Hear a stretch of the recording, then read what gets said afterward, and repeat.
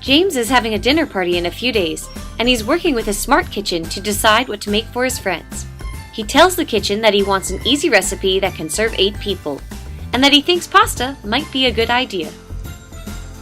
The smart kitchen kindly reminds him that pasta may have been a great idea, except that his friend Hugo can't eat gluten. It suggests instead a stir-fry, and recommends a recipe that includes many items that he already has. James checks out the recipe, but he wants to confirm that Hugo will like it before he orders groceries. He tells the kitchen to call Hugo. Hugo tells James that the recipe includes soy sauce, which sometimes includes gluten. He suggests chicken cacciatore instead, which works for James. With the menu planned for the evening, the smart kitchen helps James order food that will arrive on the day of the party. It tells him what he already has, what he needs to order, and some other items he's running low on that he may want to order as well. Lastly, it gives him an alert that he has a tomato in the fridge, but that it has been there for over 2 weeks, and he should probably check to see if it is still fresh. 2 weeks is too long. James adds a tomato to the shopping list, as well as the toilet paper and red wine that he is running low on.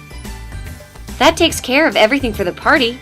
James reviews the order and then sends it. The smart kitchen works with the grocery delivery service to confirm a delivery time of 2 hours before the party. It also adjusts his schedule to remind him the day of that he needs to be home 2 hours before people begin to arrive in order to have time to prepare.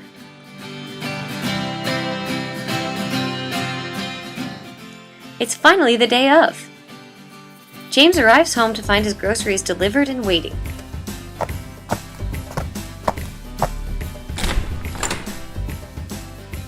The smart kitchen instructs James the order in which to prepare things so that everything is ready at the same time. He sees that he needs to start by dicing an onion. He can't remember exactly what dicing means, so he asks the kitchen, which finds a helpful video demonstrating the technique. And you're going to wind up taking your knife, middle ring and pinky finger around the handle, thumb and forefinger.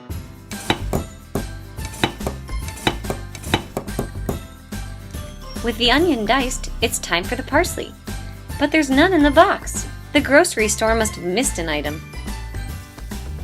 Luckily, the smart kitchen steps in and sees that Allie is on her way.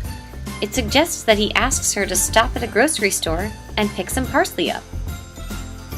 James calls Allie using the smart kitchen interface, and she says she'll pick some parsley up, no problem at all. On to the next step. The smart kitchen turns on the stove to preheat the pan for the onion. The smart kitchen tells James that Allie is here.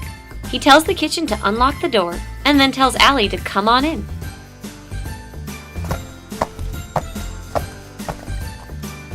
Now that James has the missing ingredient, he is back on track for a successful dinner party.